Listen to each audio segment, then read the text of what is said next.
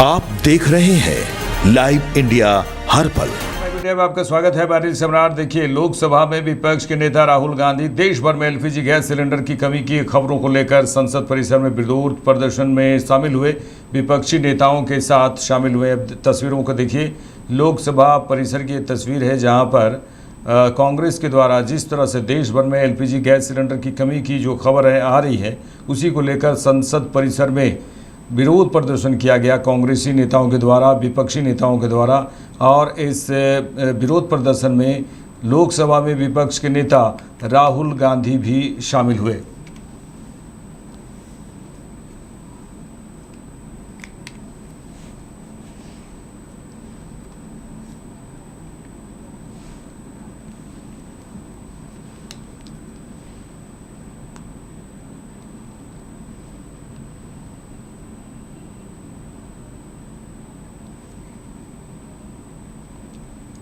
लोकसभा में विपक्ष के नेता राहुल गांधी ने कहा कि प्रधानमंत्री बोल रहे हैं कि पैनिक करने की जरूरत नहीं है, लेकिन वे खुद पैनिक में हैं कई अन्य कारणों की वजह से।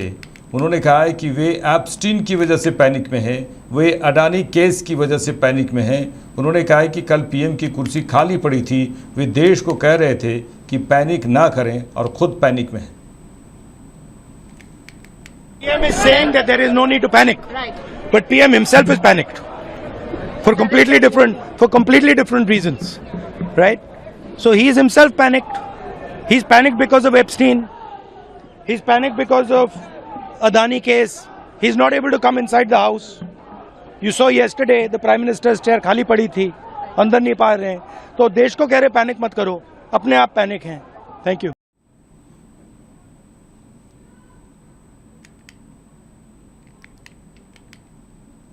There is no need to panic, but PM himself is panicked for completely different reasons, right?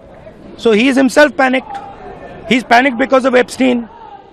He's panicked because of Adani case. He's not able to come inside the house. You saw yesterday the Prime Minister's chair खाली पड़ी थी, अंदर नहीं पा रहे हैं। तो देश को कह रहे पैनिक मत करो, अपने आप पैनिक हैं। Thank you. PM is saying that there is no need to panic, but PM himself is panicked. For completely different reasons, right?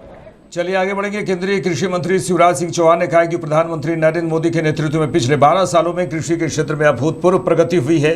और उन्होंने कहा कि हम जानते हैं कि एक ज़माना था जब भारत अपनी गेहूं की आवश्यकता के लिए PL 480 जैसा लाल गेहूं जनता को खिलाता था। आज मुझे बताते हुए प्रसन्नता है कि किसानों की मेहनत और सरकार की नीतियों ने देश के अन्न के भंडार भर दिए हैं। चावल के उत्पादन में 150 मिलियन टन के साथ भारत चीन को पीछे छोड़कर दुनिया में नंबर 1 पर आ गया है। संपूर्ण खाद्यान्न 2014 तक 252 मिलियन टन उत्पादन था, वो बढ़कर 357 मिलियन टन हो गया है। प्रधानमंत्री श्रीमान नरेंद्र मोदी जी के नेतृत्व में पिछले 12 वर्षों में कृषि के क्षेत्र में अभूतपूर्व प्रगति हुई है। हम जानते हैं एक जमाना था तब भारत अपने गेहूं की आवश्यकता के लिए भी PL 480 जैसा लाल गेहूं मंगा के अपने देश की जनता को खिलाता था। लेकिन आज मुझे बताते हुए प्रसन्नता है कि किसानों की मेहनत और सरकार की नीतियों ने देश के अन्न के भंडार भर दिए। चावल के उत्पादन में 150 मिलियन टन के साथ भारत चीन को पीछे छोड़कर दुनिया में नंबर 1 पर आ गया है। संपूर्ण खाद्यान्न अगर हम देखें तो 2014 तक 252 मिलियन टन उत्पादन था, वह बढ़ के 357 मिलियन टन हो गया है। बागवानी फसलों में भी उत्पादन में अभूतपूर्व वृद्धि हुई है। फलों का, सब्जियों का क्षेत्र, उत्पादन और उत्पादकता तीनों लगातार बढ़ रही है। बागवानी फसलों का उत्पादन 277 मिलियन टन से बढ़कर 369 मिलियन टन हो गया है। दलहन के क्षेत्र में भी लगातार प्रयत्न जारी है। भारत दलहन का सबसे बड़ा उत्पादक और उपभोक्ता दोनों है। हम दुनिया में सबसे ज्यादा उत्पादन करते हैं, लेकिन फिर भी हमें अपनी आवश्यकता के लिए अभी भी बाहर से आयात भी करना पड़ता है। लेकिन लगातार प्रयत्नों के कारण दलहन का और तिलहन का उत्पादन भी बढ़ा है। हमने दालों के उत्पादन को प्रोत्साहित करने के लिए तुअर, मसूर और उड़द की किसान जितनी चाहे उतनी खरीदी करने का भी फैसला किया है। किसान कल्याण के लिए हम लोगों ने संपूर्ण जानकारी के साथ एक ही एआई डिजिटल प्लेटफॉर्म बन जाए, भारत विस्तार, और इसलिए उसके प्रथम चरण को भी लॉन्च किया है, जिसमें किसान को सारी जानकारी एक फोन कॉल पर भी उसकी भाषा में देने का काम किया जाएगा। पिछले वर्षों में हमने एमएसपी पर भी गेहूं, धान, कपास, दलहन और तिलहन की रिकॉर्ड खरीदी की है और किसान को सस्ते दामों पर खाद मिलना सुनिश्चित किया है। उर्वरक सब्सिडी, खादों पर सब्सिडी पिछले साल भी 1,86,000 करोड़ रुपए के आसपास थी और इस बार भी 1,70,000 करोड़ का प्रावधान बजट में किया गया है। कृषि में ऋण का प्रभाव भी, जो कभी 2014 तक लगभग 8,45,000 करोड़ हुआ करता था। शिवसेना यूबीटी एमपी संजय राउत ने कहा है कि उन्होंने कहा है कि केंद्र सरकार पर हमला बोलते हुए कहा है कि आप एलपीजी की कमी, पेट्रोल और डीजल की कमी के बारे में बात नहीं कर रहे हैं। यह स्थिति लोगों में डर पैदा कर रहा है। होटल और रेस्टोरेंट बंद हो रहे हैं। मोदी सरकार ने इस पर कुछ नहीं कहा है कि हरमुज बंदर से तेल टैंकर निकालने की परमिशन ईरान ने चीन को दी है, रशिया को दी है, बांग्लादेश को भी दी है, हाँ, मालदीव्स और नेपाल को भी मिल सकती है परमिशन। लेकिन हमारे विश्व गुरु जिस देश के नेता है, भारत देश, उस देश को अब तक रोका गया है। यह हमारी प्रतिष्ठा है। हाँ, जागतिक मंच पर यह हमारी प्रतिष्ठा है, यह हमारा धाक है। लेकिन कहाँ है प्रधानमंत्री हमारे, वर्ल्ड लीडर, विश्वगुरु? वो केरल में पार्टी का प्रचार कर रहे हैं, चुनावी प्रचार में। वो तमिलनाडु में प्रचार कर रहे हैं, वो आसाम में प्रचार कर रहे हैं और प्रचार में मंच से अपने विरोधियों के ऊपर ऐसे शब्दों का इस्तेमाल करके भाषण दे रहे हैं। ये किसी नेता को शोभा नहीं देता तो प्रधानमंत्री पद पर है, चाहे राहुल जी हो, चाहे कांग्रेस हो, चाहे स्टालिन जी हो। लेकिन आप इस देश में जो स्थिति पैदा हो गई है ईरान इजराइल युद्ध से, उस बारे में आप बात नहीं करें। एलपीजी का शॉर्टेज हो गया है, पेट्रोल डीजल का शॉर्टेज हो रहा है, उससे लोगों में एक अराजकता और भय पैदा हुआ है। अब अनऑर्गेनाइज लेबर के लिए समस्या पैदा होगी। 40% होटल्स, रेस्टोरेंट बंद हो रहे हैं। उसके ऊपर मोदी और उनके सरकार ने अब तक एक शब्द नहीं निकाला है। हाँ, लेकिन केरल, असम, तमिलनाडु में जाकर आप भाषण दे रहे हो चुनाव रैली में। देश का दुर्भाग्य है कि देश आज इस प्रकार के नेतृत्व के हाथ में। झारखंड मुक्ति मोर्चा के असम में चुनाव लड़ने की खबरों पर असम कांग्रेस अध्यक्ष गौरव गोगोई ने झारखंड के रांची में कहा है कि मुख्यमंत्री असम गए हैं और उन्होंने भी असम का दृश्य देखा होगा। निश्चित ही हमारी कोशिश रहेगी कि उनके साथ एक शिष्टाचार भेंट करें। औपचारिक रूप से बैठक होगी, वहां हम अपनी बात रखेंगे। देखिए, निश्चय मुख्यमंत्री असम गए हैं, उन्होंने भी असम का एक दृश्य उन्होंने भी देखा होगा और निश्चय ही हमारी कोशिश रहेगी कि उनके साथ एक शिष्टाचार भेंट करने के लिए। उनका कहना है कि हम क्षेत्रीय दलों से महागठबंधन कर रहे हैं। देखिए, अब उन पर मुख्यमंत्री के ऊपर हमें अपना वक्तव्य रखना मुझे लगता नहीं उचित है। पर सब जेएमएफ को अकोमोडेट करेंगे आप वहाँ पे? देखिए, ये सब बातें मीडिया के सामने कहाँ होता है, आप पूछ सकते हैं, लेकिन हम औपचारिक रूप से जो बैठक होगी वहाँ पर अपनी बात जेएमएफ का कहना है सर कि अगर गठबंधन नहीं होता है, इंडिया ब्लॉक से अलग लड़ते हैं, तो बिहार में भी हालत असम में भी होगी। देखिए, मैं दोबारा मीडिया के सामने बात रखना मैं उचित नहीं समझता। एक औपचारिकता हम रखना चाहते हैं। हम झारखंड कांग्रेस के नेताओं का भी सहयोग मांग रहे हैं और मुख्यमंत्री से शिष्टाचार भेंट कर। मोदी के बयान पर बिहार सरकार में मंत्री दिलीप जायसवाल ने कहा है कि सही बात है, भारत को कोई दिक्कत नहीं है, कोई ऊर्जा संकट नहीं है, किसी तरह की कोई समस्या नहीं है। भारत आज भी पूरी दुनिया में सबसे मजबूत राष्ट्र के रूप में आगे बढ़ रहा है। उन्होंने कहा है कि हम चौथी आर्थिक शक्ति बन चुके हैं।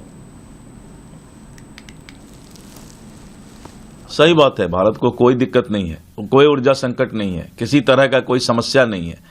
भारत आज भी पूरे दुनिया के अंदर सबसे मजबूत राष्ट्र के रूप में आगे बढ़ रहा है और हम चौथी आर्थिक शक्ति बन भी चुके हैं। पीएम ने यह भी कहा है कि वहां पर कि लोगों को सामने विकल्प स्पष्ट है। एक रास्ता वंशवाद की राजनीति और भ्रष्टाचार की ओर ले जाता है, दूसरा रास्ता विकास, अवसर और ईमानदार की ओर लेके जाता है। तमिलनाडु में बोला प्रधानमंत्री श्री नरेंद्र मोदी जी के नेतृत्व में हिंदुस्तान, भारत ईमानदारी से विकसित भारत के सपना को पूरा करने के लिए आगे बढ़ रहा है और जिस तरह से राहुल गांधी या इंडी गठबंधन के लोग लगातार पैर खींचने का काम करते हैं, लेकिन भारत आगे बढ़ेगा, विकसित भारत का सपना पूरा होगा।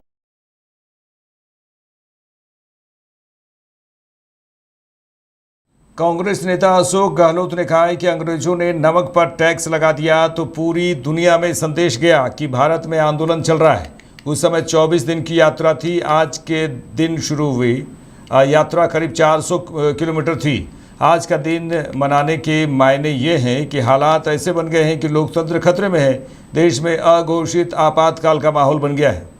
गांधी ने पूरे देशवासियों को मैसेज दे दिया किस प्रकार से आपको आजादी जंग में हिस्सा लेना क्यों लेना है।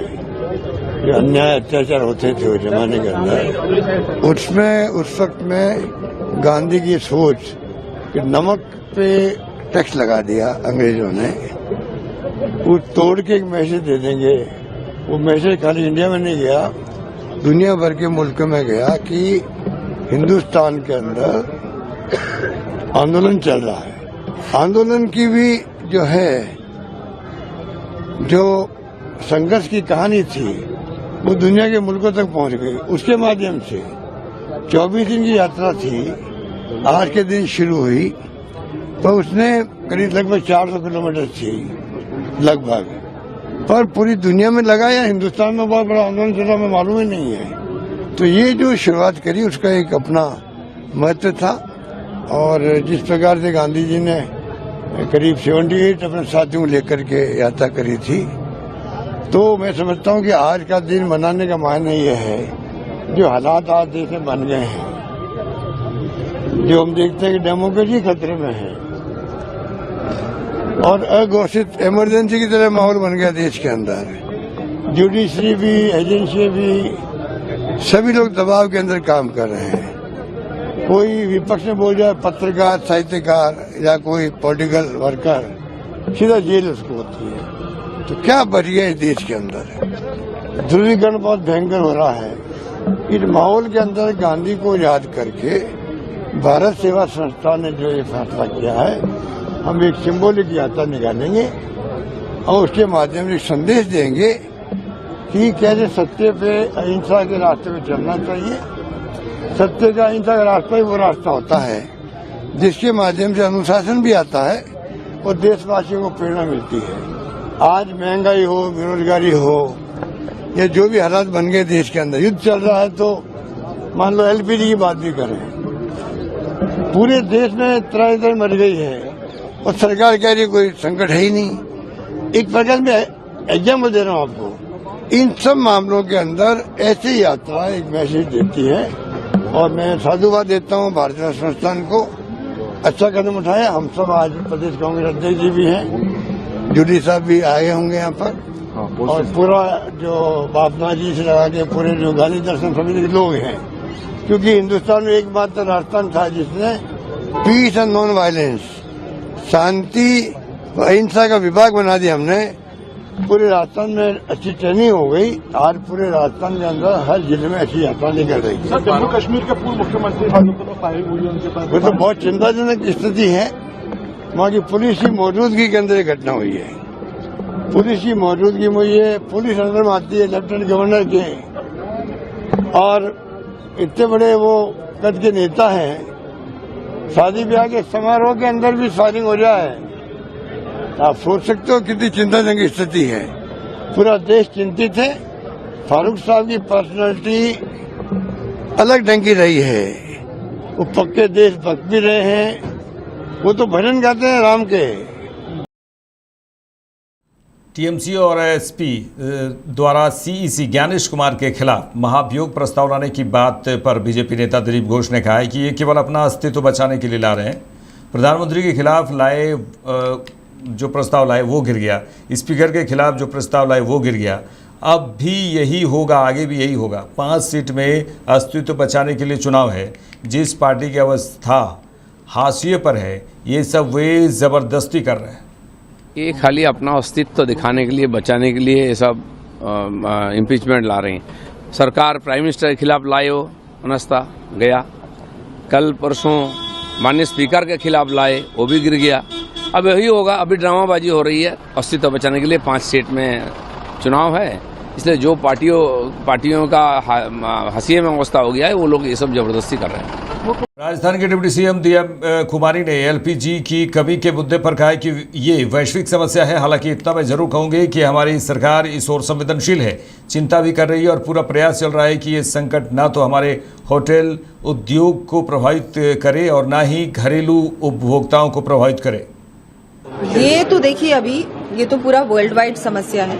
इसमें ये इतना मैं कहूंगी कि हमारी सरकार पूरी तरह से इसमें संवेदनशील है, चिंता भी कर रही है और पूरा प्रयास चल रहा है कि ये संकट ना होटल इंडस्ट्री को हिट करे, ना हमारे डोमेस्टिक कंज्यूमर्स को हिट करे। राजस्थान दिवस की बधाई सबको। और राजस्थान दिवस पे इस बार लंबा कार्यक्रम होने वाला है। 14-15 से लेके 19 तक कार्यक्रम लगातार होंगे। हर डिपार्टमेंट को जिम्मेदारी दी गई है। बच्चों को भी इस बार, स्टूडेंट्स को भी इन्वॉल्व किया गया है कि हमारे प्रदेश को जाने, राजस्थान जाने। उस पे भी बहुत सारे कार्यक्रम होने वाले हैं। टूरिस्ट के लिए भी बहुत सारे कार्यक्रम हैं। आम जन भी जुड़े कि राजस्थान दिवस उनका दिवस है, उस दिन राजस्थान की स्थापना हुई थी। तो वो सारे, बहुत सारे इस बार कार्यक्रम है। हर प्रकार का कार्यक्रम इन दिनों में किए जाएंगे और 19 तारीख को बड़ा भव्य आयोजन होगा।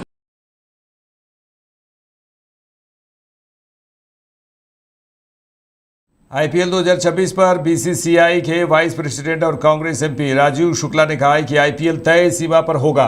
हमने 20 मैचों का शेड्यूल जारी कर दिया है। बाकी मैचों का शेड्यूल चुनाव आयोग द्वारा चुनाव वाले राज्यों की तारीखों की घोषणा के बाद जारी किया जाएगा। नहीं, आईपीएल तो भी अपने टाइम पे हो रहा। कल उसका शेड्यूल जारी कर दिया गया आईपीएल का। पहले 20 मैच का शेड्यूल जारी कर दिया गया। इसके बाद के मैचों का शेड्यूल इसलिए बाद में जारी करेंगे क्योंकि हम कुछ राज्यों में चुनाव है जहां मैच होने हैं, तो उन राज्यों का चुनाव आयोग जिस दिन जो है वो दे देगा शेड्यूल, उसके बाद वो मैच वहां पे उस हिसाब से लगाए जाएंगे।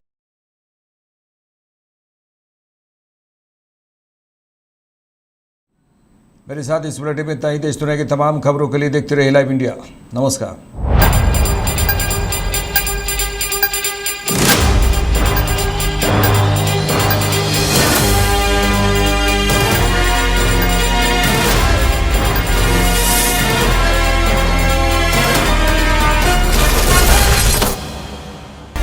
आप देख रहे हैं लाइव इंडिया हर पल।